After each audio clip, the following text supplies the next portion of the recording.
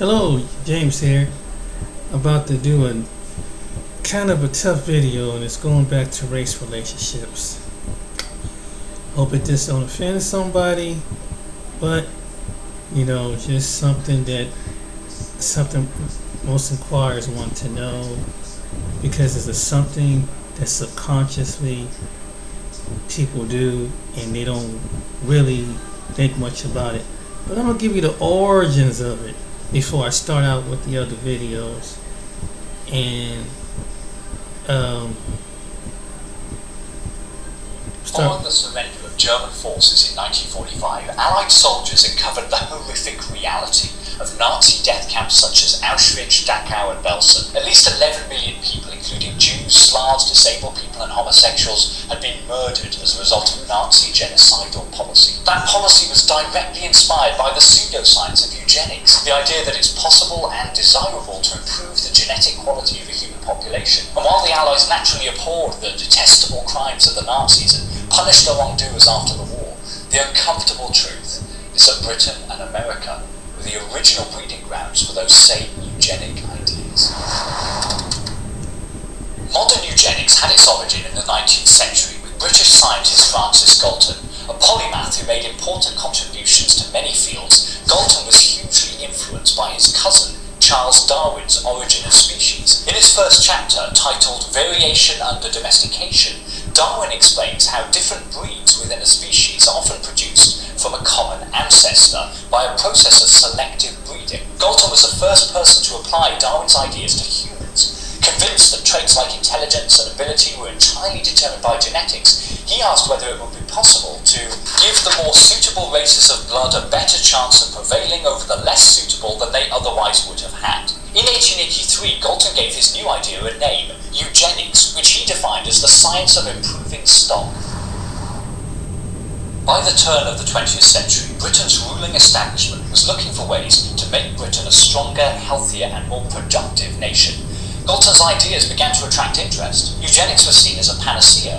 If the population was simply made better, then so many problems would be solved, from crime to poverty to mental illness. The liberal reformer William Beveridge, architect of the welfare state, and the economist John Maynard Keynes, a key thinker in 20th century liberal economics, were both prominent supporters. Even British liberals and progressives became enthusiastic about policies such as forced sterilisation, which, if enacted, they believed could eradicate negative traits from the population. These negative traits ranged from specific mental disabilities to more abstract characteristics such as laziness or criminality, which many at the time believed were inherited.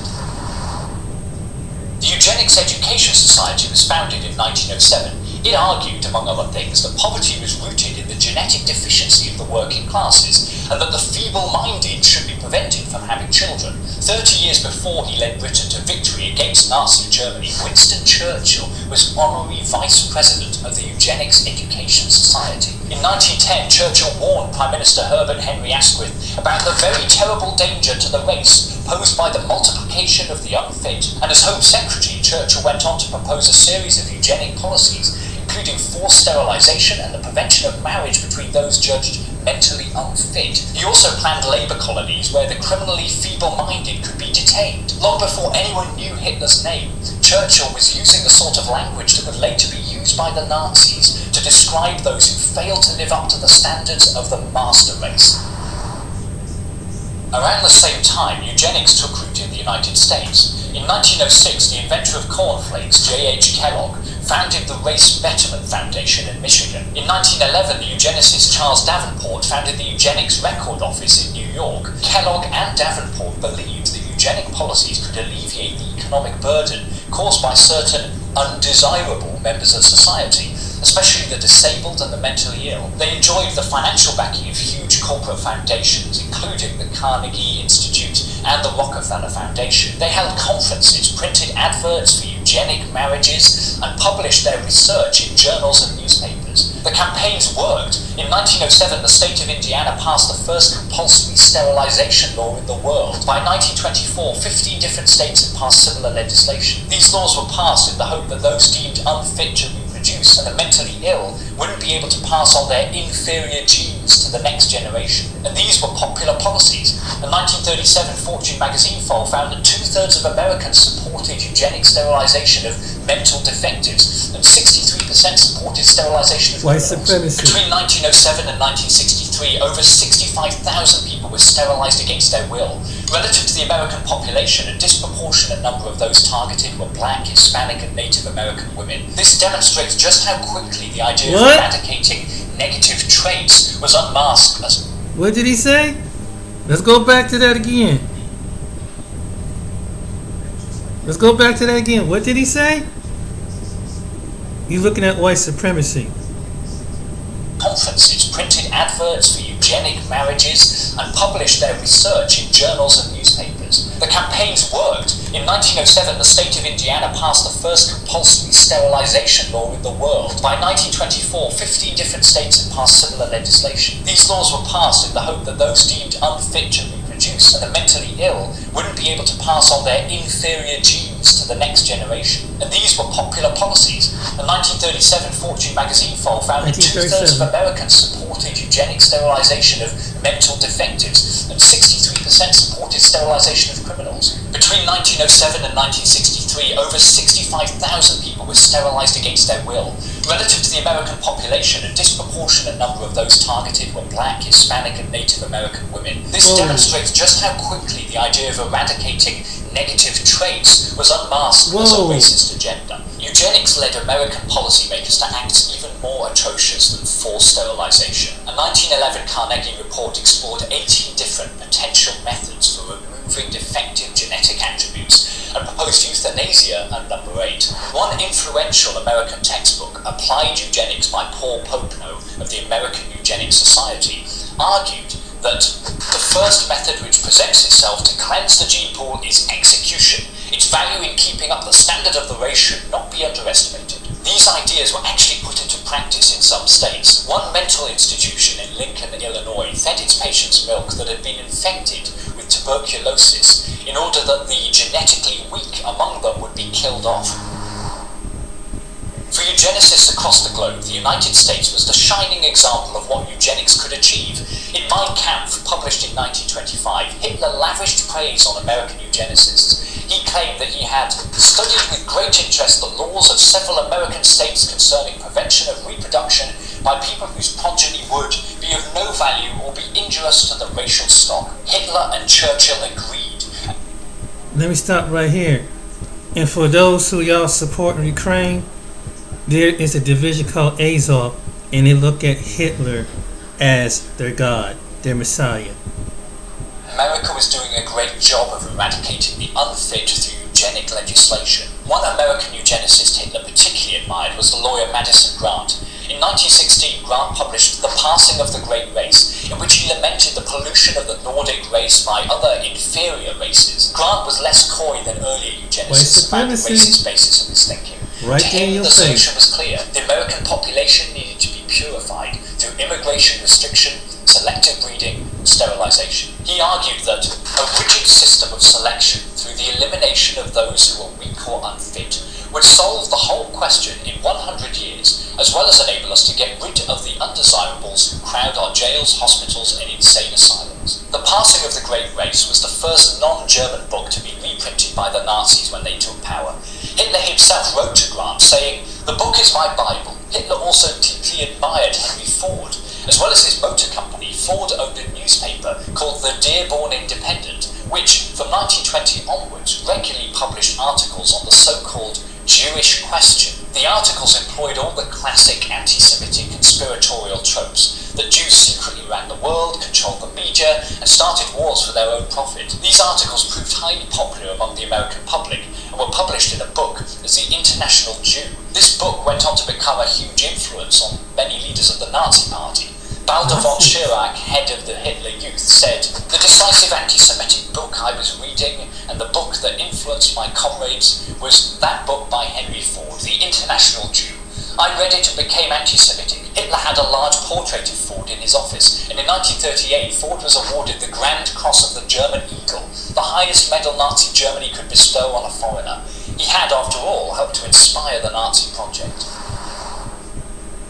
While eugenics may have been mainstream in Britain and America, there were those who saw it for what it was, a pseudoscience driven more by racism than by academic research. The anthropologist Franz Boas took aim at the eugenic idea that it's our genetic makeup that determines who we become.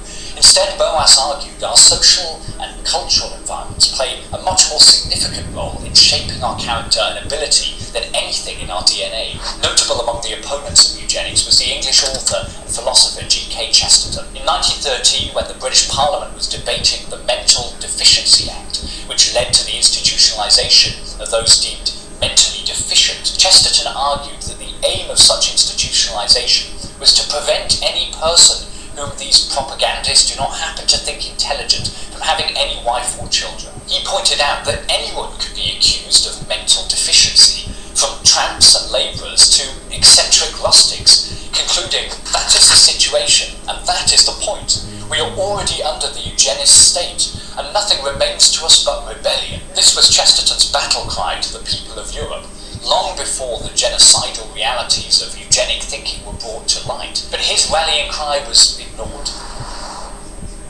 When Hitler became Chancellor of Germany in 1933, one of the earliest laws he passed was the Law for the Prevention of Hereditary Diseased Offspring, which enabled the compulsory sterilisation of citizens with genetic disorders. This legislation was directly based on the model eugenical sterilisation law devised by the American eugenicist Harry L. Laughlin.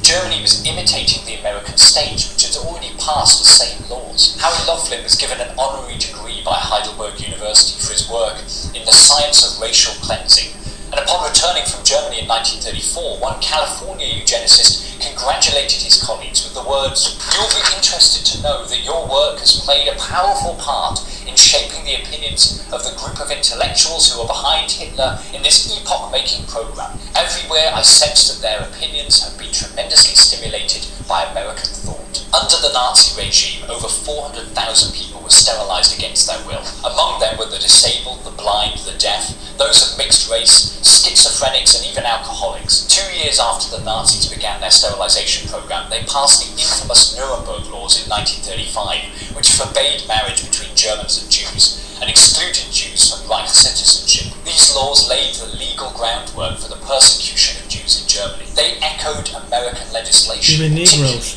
the laws which banned marriage between white and black Americans, and the Jim Crow segregation laws, which institutionalized economic, social, and educational disadvantages for African Americans. It wasn't a great leap from sterilization to the next stage of Nazi racial policy, the involuntary euthanasia program, Action T4, which began in 1939. As part of this program, up to 300,000 disabled people were killed in psychiatric hospitals across Germany and the occupied territories. Patients were transferred from their hospitals to special treatment centres, run by teams of SS men wearing white coats in order to give a sense of medical professionalism. They were then taken into shower blocks and gassed to death using bottled carbon monoxide. Their bodies were cremated en masse, and false death certificates were written up and sent to relatives. This euthanasia model was then adapted and expanded as part of the final solution to the Jewish question. At the end of 1941, the first extermination camps were constructed in occupied territories. These were places designed specifically for the purpose of genocide. It's not difficult to see how the same eugenic idea...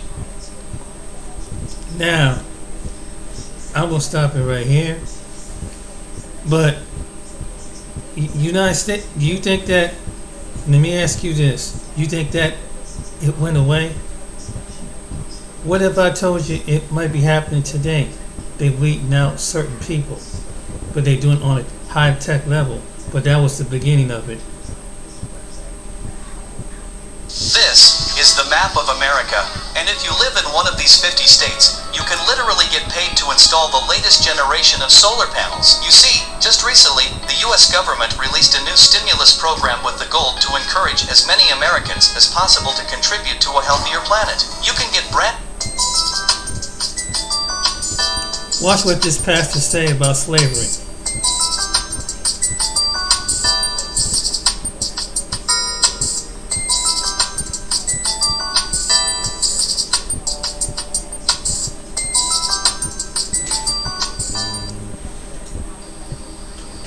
Ladies and gentlemen, this is Pastor Mike Keller.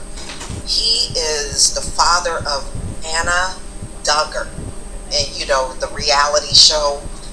Anyway, her husband, and in fact his son-in-law, is a pedophile, right?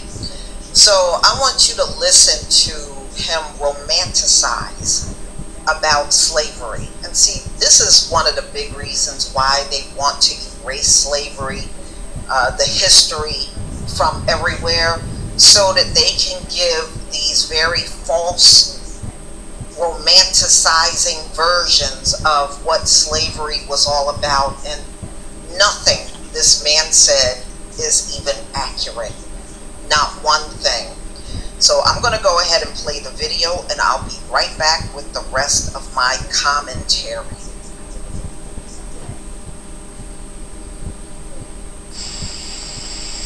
Years ago, or 200 years ago, when the blacks were slaves, did they ever go to Washington, D.C. and have a rally 200 years ago to protest against slavery?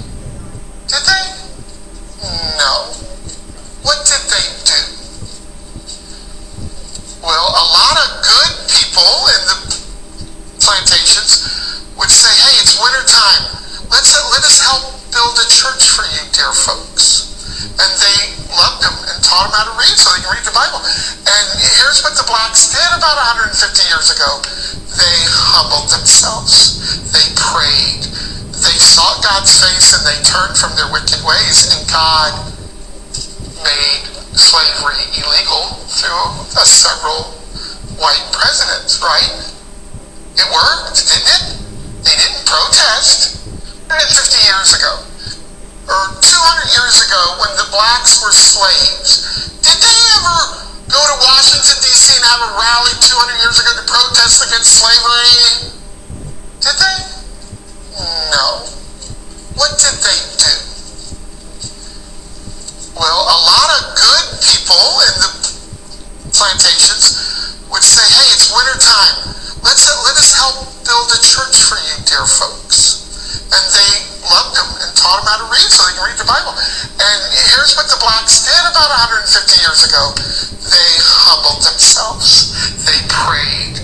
They sought God's face and they turned from their wicked ways. And God made slavery illegal through several white presidents, right? It worked, didn't it? They didn't.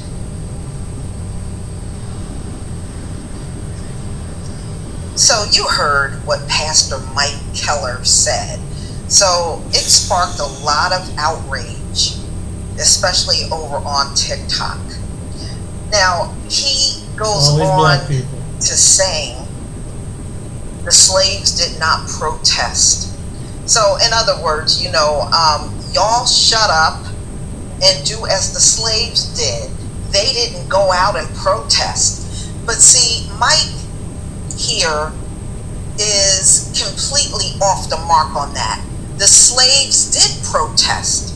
It was called slave revolts. You might want to look that one up, Mike, instead of romanticizing about what went on.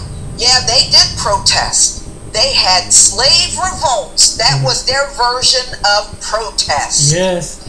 And then he talked about, let's just, for you good people, let's go build a church. Well, who would have built the church? The slaves.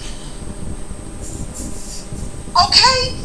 First of all, most of those slaves did not have church. They had their church right on the plantations where they worked. Okay? They didn't have no special church. No. Many of them didn't. They had to use their slave Bible. So he is definitely denying a lot of what slavery was like. And then he was like, and then they turned from their evil ways. Okay, so the slaves turned from their evil ways, but the owners didn't have to do that. So the slaves were evil and wicked. They had to turn away from their ways, but the owners were good people, because that's what he said. The slaves were wicked, but the owners were good. They were good people. That sounds like I'm white and I say so. What that sounds like. That's what. That's pretty much what it is. Woo! Oh man. And it's amazing how people like him, they get so upset when the black community will go out and protest, but people like him will never say one thing about the insurrection. He won't mention it. That's how they are. They will just gloss over that or act like it didn't even happen. But I guess he think the insurrection, that was invisible to him. So the only protest, we need to just be quiet like our forefathers, and we don't, rock the boat and go out and protest. Now, first of all, slaves fought where they were mistreated. That's how they did it back then. Wherever they were mistreated, that's where they had their uprising. Why would they go to a whole different location to protest where they weren't mistreated? Hello. I'm just saying. So, the father of a Christian reality star, Anna Duggar, her husband is serving a prison sentence for child pornography. Yeah, that's his son-in-law.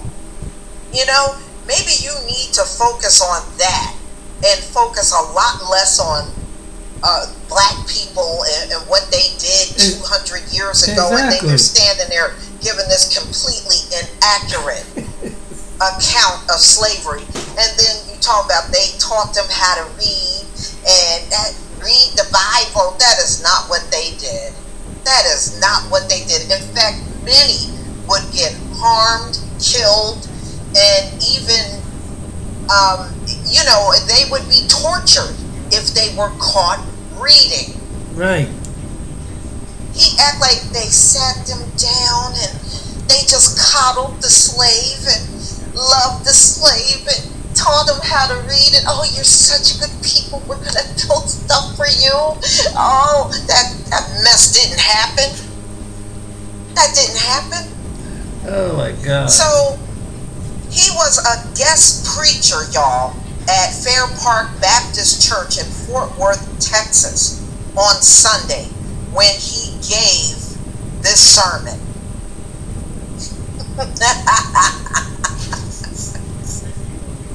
What an idiot. Oh man, that church should have asked him to leave, but I would guess the congregation more than likely looked just like him. That's why he was able to stand there and give that kind of sermon.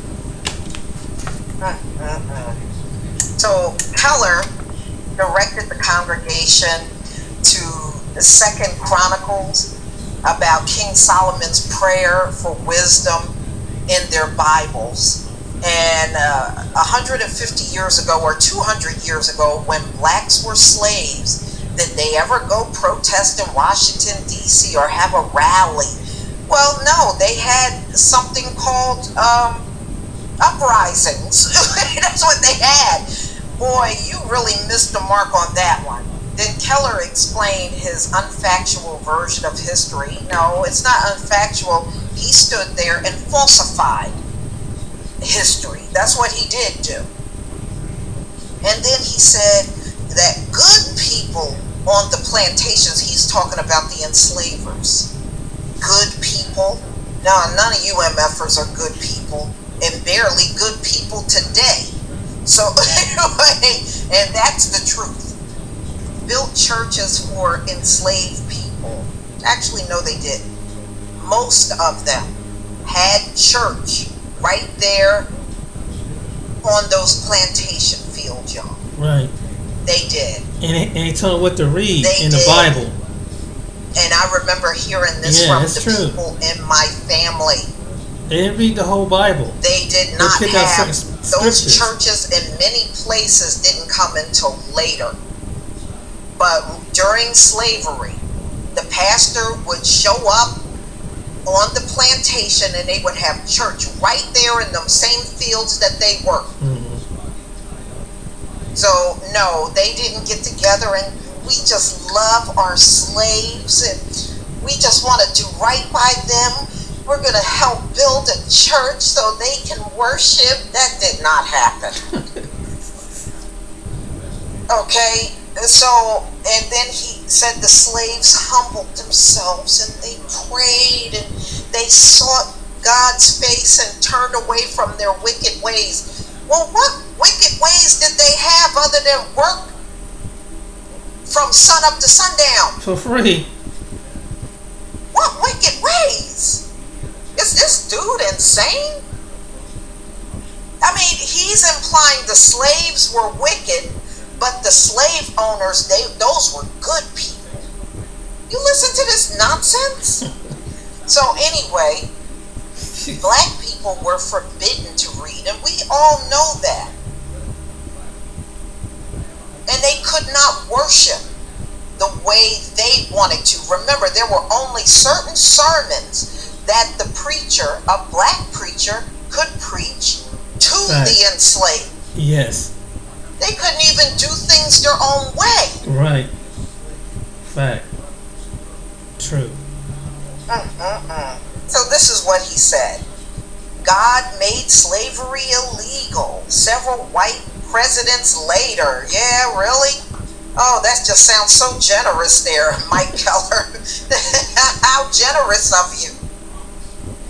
Bastard. So anyway, Keller, seemingly unaware of black conductors on the Underground Railroad that helped others that were enslaved to freedom. Yes. Okay. Those slaves ran away long before Abraham Lincoln came along. They were running away the entire time slavery was going on. The entire time. So even they weren't sitting around waiting for several white presidents later for freedom. They were seeking it anyway. Yeah. Okay, they were seeking it anyway. And there were hundreds of slave rebellions that took place in the United States. And of course, they have not even mentioned a fraction of them in history, y'all. There were constantly uprisings, and these uprisings occurred all the time, but they have completely just struck them from the history. You would think they were just scared and shaking and just doing their jobs every day. That's what they make it seem like. And it was not like that at all. Now, you can find some history out there that will tell the truth about that. But, so anyway, let's go on. So, ironically, Keller said he personally prays to God for money to buy books. Well, let's hope that he will buy some real history books that tells the history and not this made-up fairy tale that he stood there and told in the church, because that's exactly what he did. I'm pretty sure running away from a form of protest, a TikToker said, regarding the baffling sermon. This is why they don't want books and actual history taught. Yeah, they don't, because then they can tell their BS version of what happened. And of course, they're going to always tell it in a way where the slaves just obeyed and the masters, they were just good people down on the ranch, and it was not like that at all. So, did he really just blame black people for being slaves and then make white people out to be their saviors? That's exactly what he did. He told a white savior story. That's what he did. Yeah, they haven't put a white savior movie out lately. They used to put them out once a year. You know, the white man, the white woman come and save these black people from themselves. They haven't done that in a while. So anyway, yeah, so that's what he did. So this is why we need CRT, critical race theory, another person wrote. So he told a bastardized historical account of enslavement. Keller also used his sermon to rail against California freedoms and praise Florida, Ron DeSantis, and Texas Governor Greg Abbott for being God-fearing. Is that what you call it? Wow. But this preacher is a joke. And he's dry on top of that. He's really not exciting. Standing at the altar. Y'all know what I mean, because you know a black preacher got some energy. He be throwing all kinds of energy out when he's preaching. This dude, he could put you in a damn coma. So anyway, please tell me what you think about this video. This was pretty hilarious. Oh my God, Lisa. This is pretty much the closest thing to artificial intelligence in trading. This here's robot another young beats man almost that has all something to human say. traders when it comes to passing prop firm challenges and making But withdrawals. wait a minute. And I'm here to show you how Before we go to that, no, go ahead. you can give it a try today. A TikToker by the name of I Am 10 Toes spoke out about breaking generational racism among his folks. Check it out. I'm gonna let you guys in on a little secret about white people. Every single white person knows somebody who is racist. Racist towards black people, racist towards Spanish people. We all know somebody. It might be our family member, it might be a distant relative, it might be a coworker, it might be an old friend, but we all know somebody. Personally, I come from a whole family of racist people. Yeah, my entire family is Republican too, okay? My dad's parents are racist, and my mom's parents are racist. Okay? So, I'm literally going against everything by talking about this. I am putting my own life on the line by speaking about this, and that's what we all should be doing. See, we could have ended this a long time ago, but people like my mom listened to these racist comments that their parents were making and didn't speak out against it. They kept their mouths shut.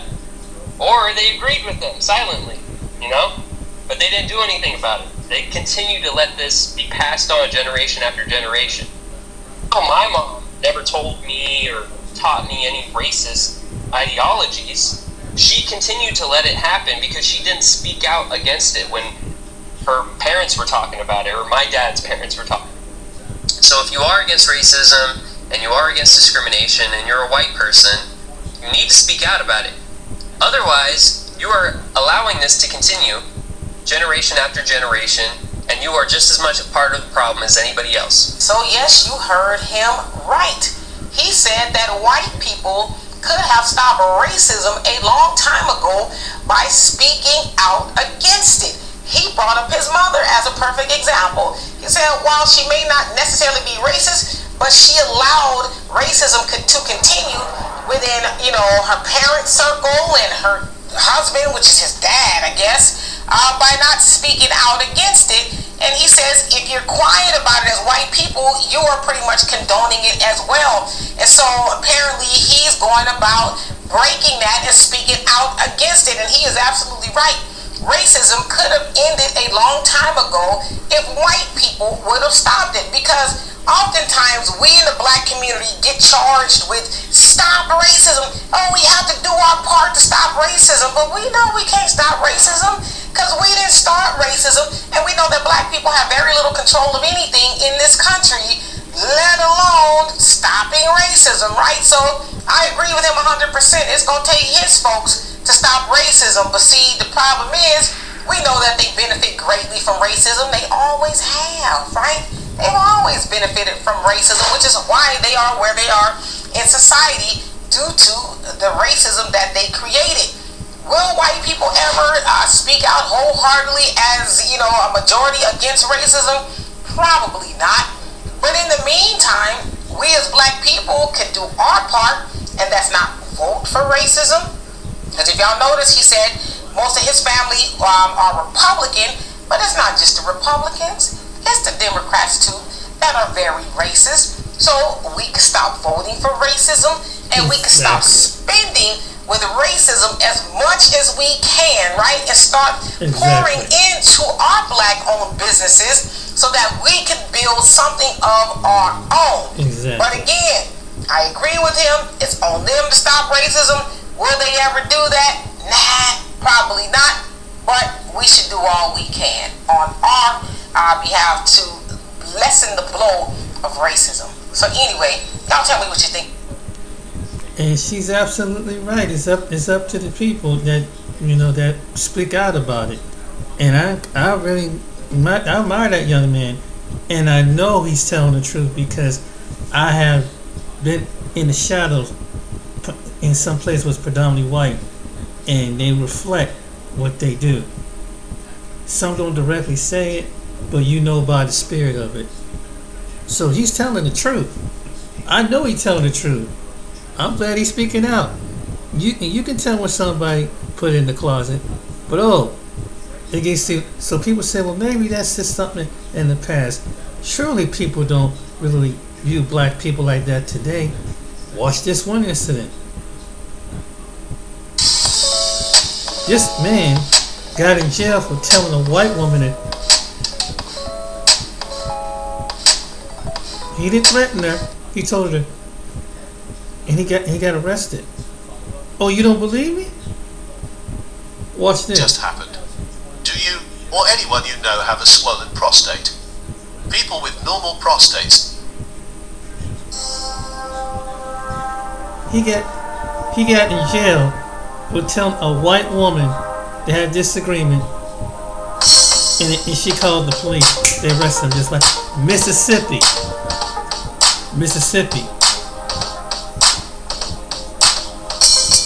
But we supposed to be in the present.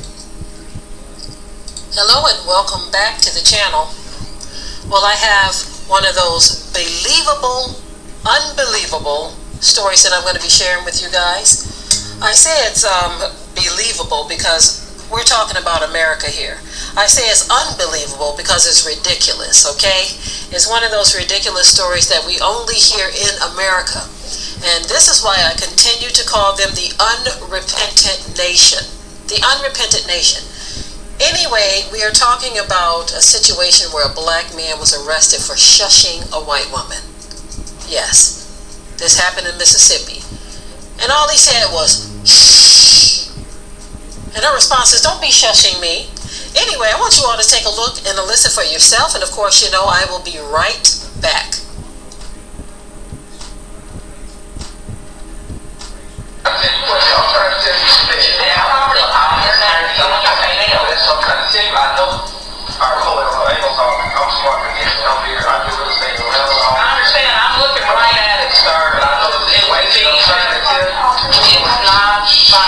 Don't shush me. Don't shush me, sir.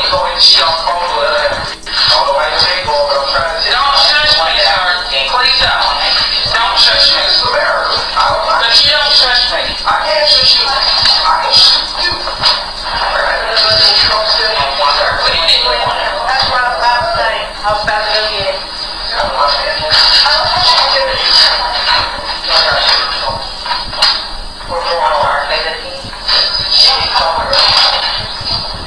He needs to step out for a minute while we discuss something.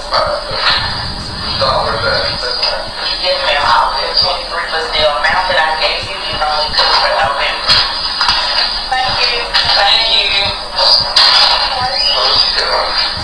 Waiting at this course and shushing your I know what was the third. He called me here for real estate the other day and I was like, oh, okay, that's right. Okay. You're saying she's racist and she never said she never said anything.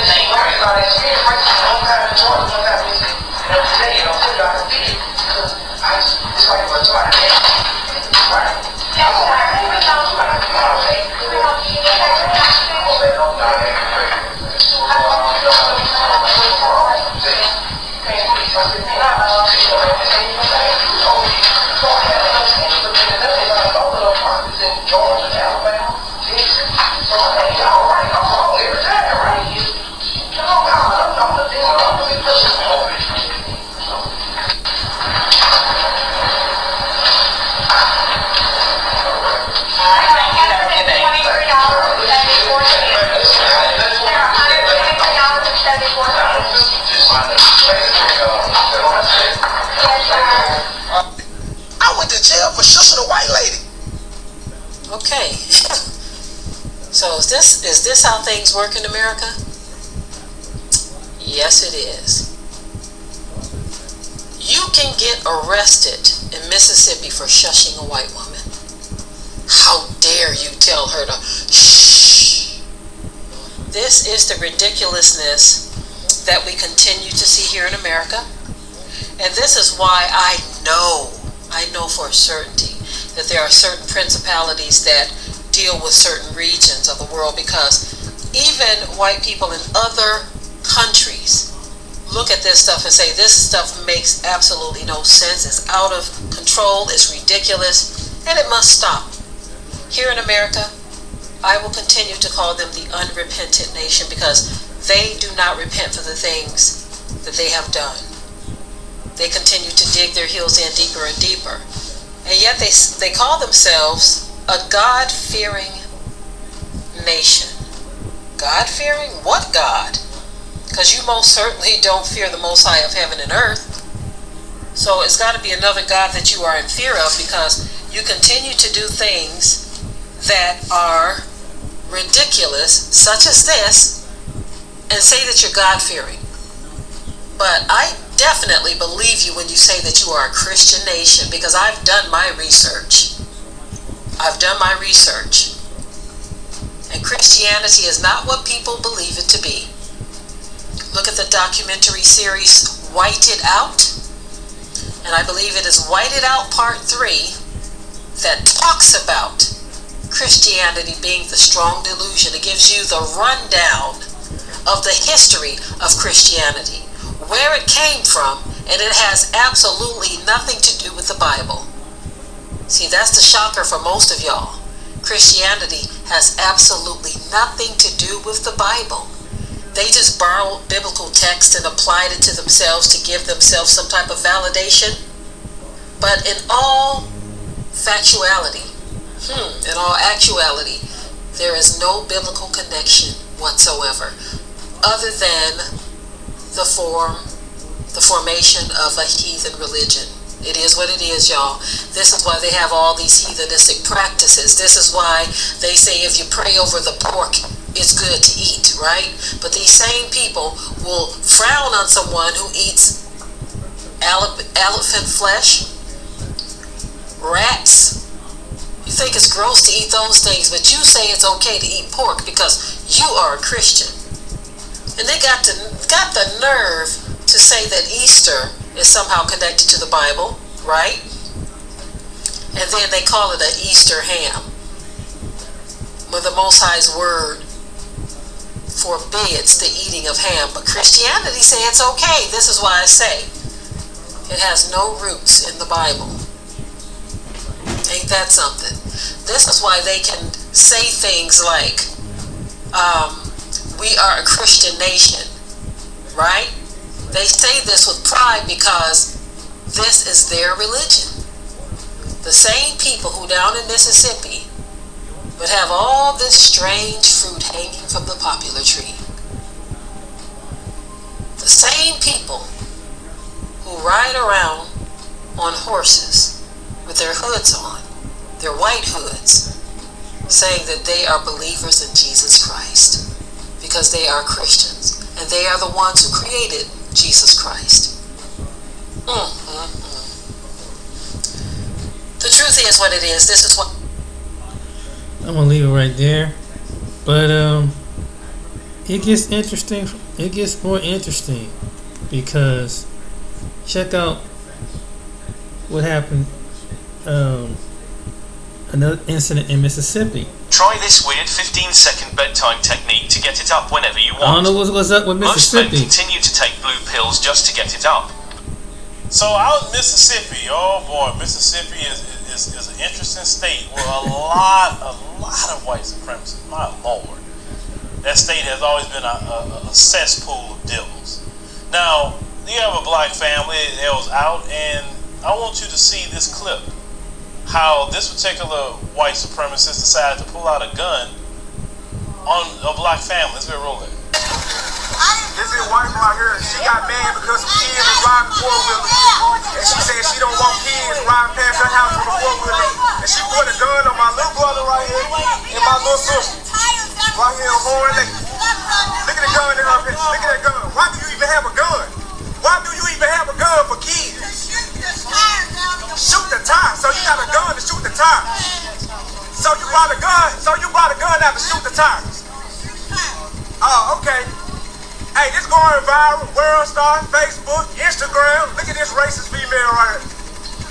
6422, Shadow Oak.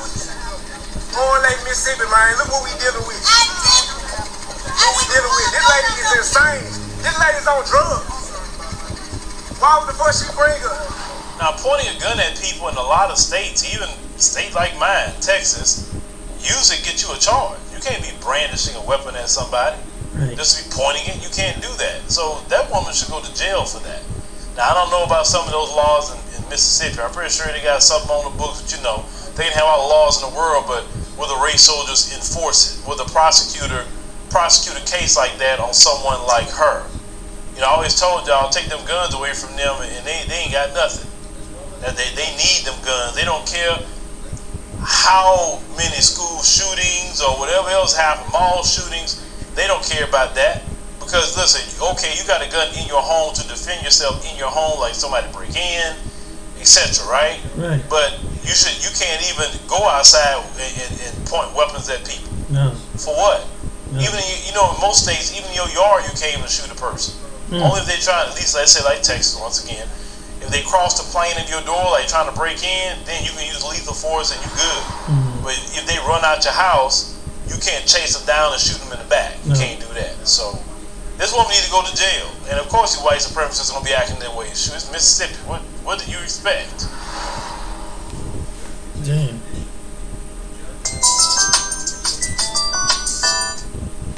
And I'm going to close out with my comment about this racial thing. There are people that say we want to get on with the present. We want this stuff of the past. Why do black people keep making things up? Well, the reason why black people keep talking about stuff like this because they have to put it on video so it don't seem like they're just a delusionary this up. There are a lot of people that ride four-wheelers, even out here where I live in Ohio, and even though it be across the way, I can't go out there and just go out there and point a gun at some person because they're riding a four-wheeler. That just don't make no damn sense, and it's just crazy, man, and it's getting worse. It's getting worse. And see, there's a segment of people that don't want racism to leave. They don't want racism to leave. They want to keep perpetuating it. Black people, there's a segment of black people and maybe a certain percentage of white people will love to see racism go. But in America, it will be like here, like apple pie. And that's part of it. That's just a part of the things. It is. But I forgot to show you this one. To prove my point, I'm gonna take you back to the States, the most racist states. Watch this.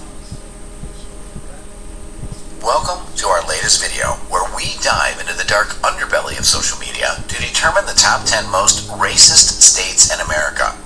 We found an article that scoured through millions of tweets to reveal which states have the highest percentage of derogatory or hateful tweets about race. Brace yourself for some surprising results as we uncover the truth about which states are still struggling with racism. This is not an easy topic, but it's an important one, and we hope that by shining a light on this issue, we can take steps towards making a more inclusive and just society. And of course, it's impossible to actually tell which states are the most racist. This list is solely based off of tweet data, so don't take it too seriously. So, without further ado, let's get started with the top 10 most racist states. Number 10, Maryland. Despite Maryland's past, it has made significant strides in becoming one of the least systematically racist states. It has a high level of racial integration in its workplaces, schools, and voting booths, and has the 12th lowest income gap by race. It's the 4th most educated state in the U.S., which is one of the factors that researchers believe to be the biggest cause of racism. However, a surprisingly 16.59% of Twitter accounts discussing race in Maryland used hateful or derogatory language.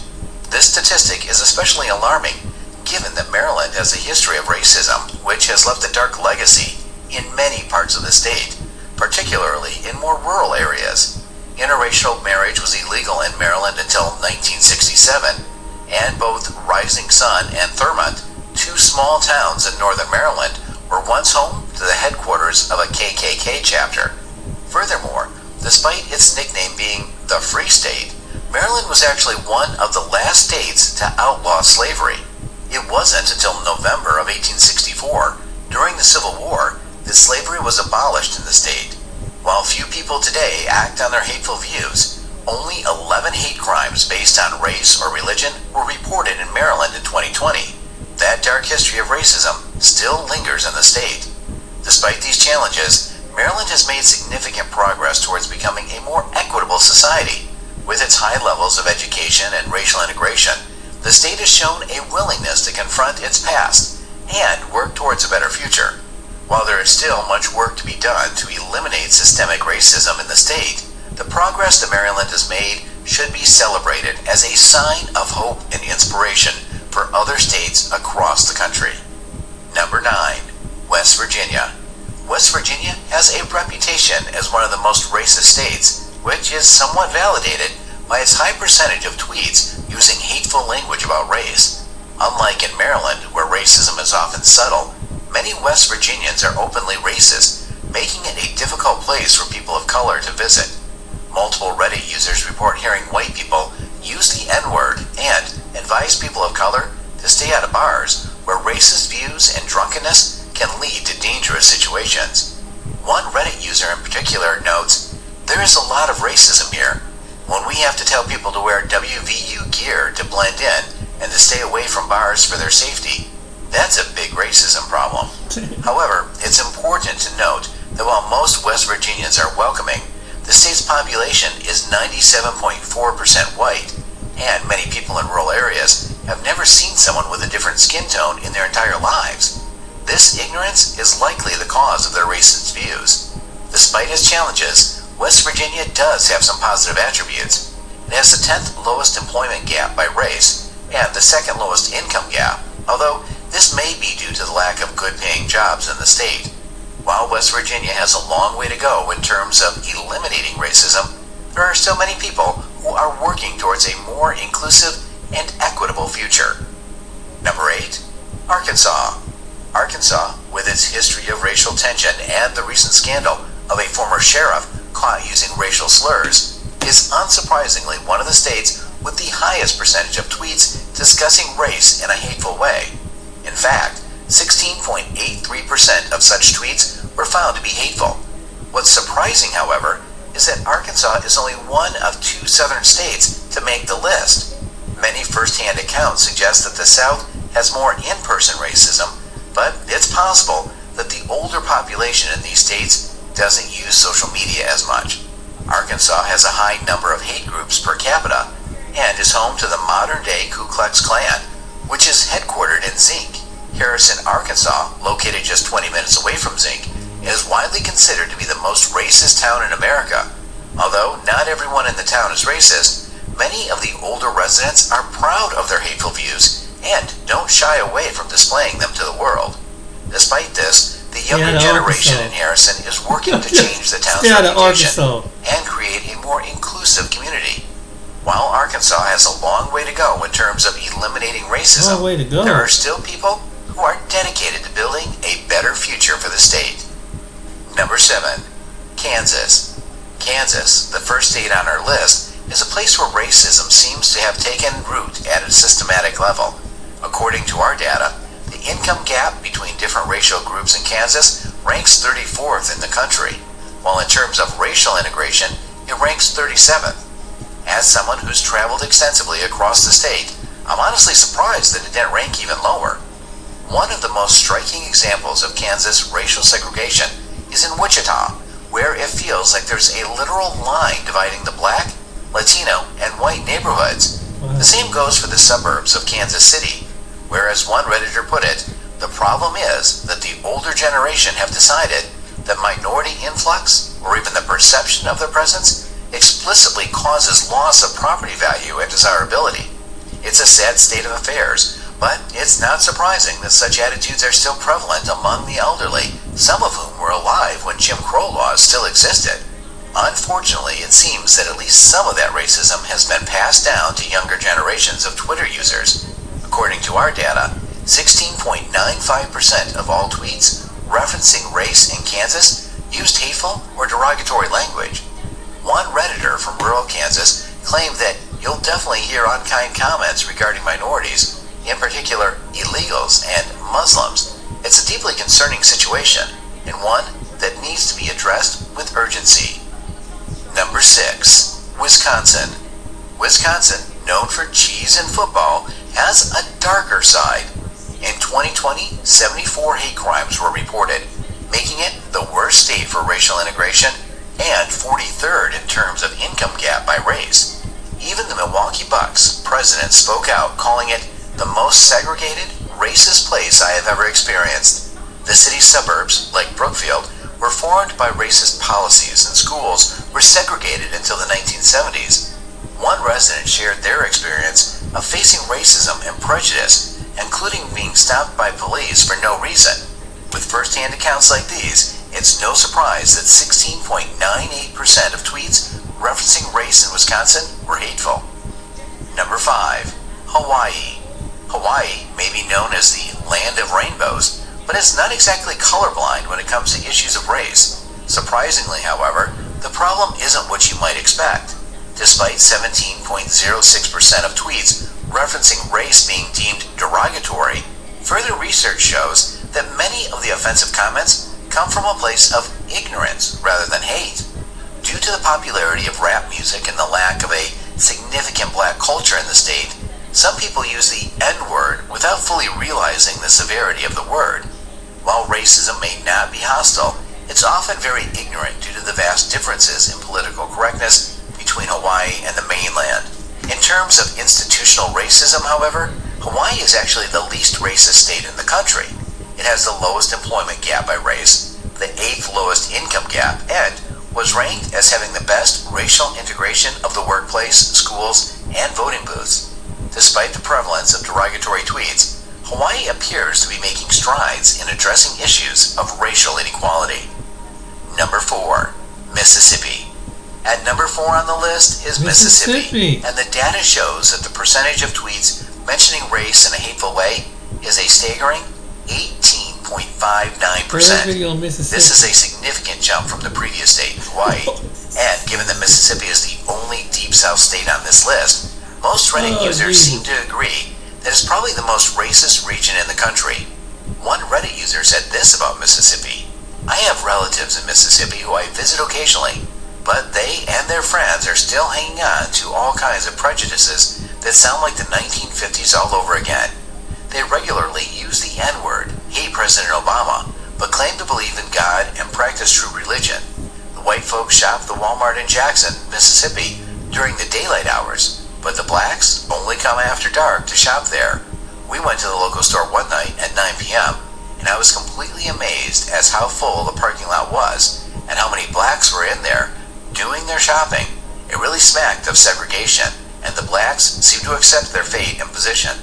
This segregation is also very noticeable in many other ways in this redneck state. It has to be the absolute worst state for racism. Statistics and historical facts only scratch the surface of what life is like for black Americans living in Mississippi. While the state has made progress over the years, there is still a long way to go when it comes to achieving racial equality and justice. Number 3. Maine. Maine may have anti-racist laws in the workplace, but that doesn't mean the state is free of racism. With over 95% of the population being white and many living in rural areas, ignorance seems to be the root of most racism. One Reddit user said this about Maine: I am a racially mixed person. I lived in Maine for almost 20 years, and yes, I would have to agree that Mainers are among the most racist people in the United States. My late mother used to say that some people were ignorant and others were ignorant as sin. In my experience, there are more of the latter kind of ignoramuses in Maine, including Paul LePage, the recently re-elected governor of the state. Many Redditors also noted the prevalence of Confederate flags and racist views towards the Somali immigrant population. Confederate This flag? is reflected in the online world too, where 19.25% of tweets regarding race were hateful or racist. Number 2. South Dakota. On the surface, South Dakota might seem like a neighborly state, but underneath lies a deeply rooted issue of racism. This state has one of the worst income gaps and the second worst employment gap by race, making it challenging for people of color to thrive. According to Wallet Hub, South Dakota is also the third most segregated state when it comes to workplaces, schools, and voting booths. It gets worse as derogatory tweets about the race in this state account for 20% of all race-related tweets. Even though South Dakota is one of the least white Great Plains states, with only 84% of its population identifying as white, racism towards indigenous peoples still persists. Landlords and employers reject applicants solely based on their indigenous names and appearances, as one Reddit user has seen firsthand. Number 1. Delaware. Who would have thought that Delaware would top the list as the most racist state, with 21.4% of users tweeting about race in a derogatory way? Vermont, on the other hand, was the least racist state, with only 6.96% of tweets about race being hateful. Delaware may be small and irrelevant, but it can at least claim to be number 1 at something. One user on TopTens.com said this about her time in Delaware. Delaware is very racist. I remember growing up sitting outside and the cops arrested my brother for sitting on our porch. My grandma told the cops he was her grandson and they said, trespassing. This state is so corrupt. They do nothing for the youth. The cops beat my other brother up when he was 12 years old for riding in a car with his friends.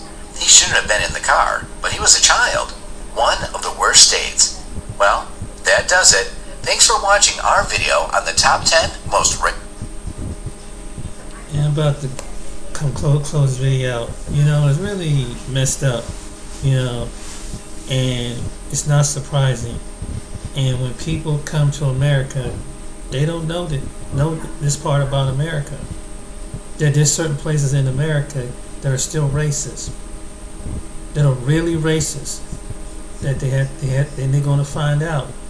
It has nothing to do with what part of, whether you're dark or light.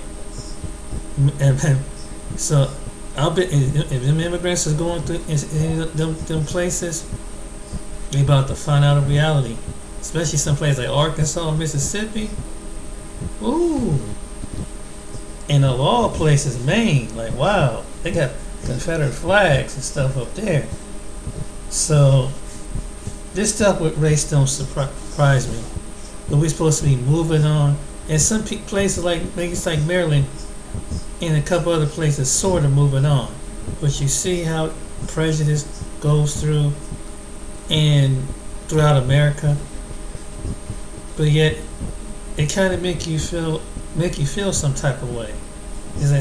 That's the part that how can you be proud of having something that you can't help to be, and that's part of their being their patriotism, dealing with racism. Yeah, and because that's what it's all about. It don't mean all inclusive. And no matter what you do and how hard you fought to do the right thing, I'm white and I say so. To a certain percentage of white people. Ain't that something? Just because another opinion, it's almost like you got to be someone's placarding like they're God to tell them. That's why I said, and then earlier in the video I had to show you where the beginning of white supremacy, how it maneuvered. I had to lay down the story to get you to the present. That's why I showed that it hasn't gone away. It keeps transforming. Different cities, different states, the attitude of people, it just keep on transforming. And then it took the young man to kind of bring it out. So I hope other people really see that, of other races see this, and they see that we ain't moving forward. There's some places in this country are not gonna move forward, and do you know places like Arkansas, Mississippi, where it's extremely racist?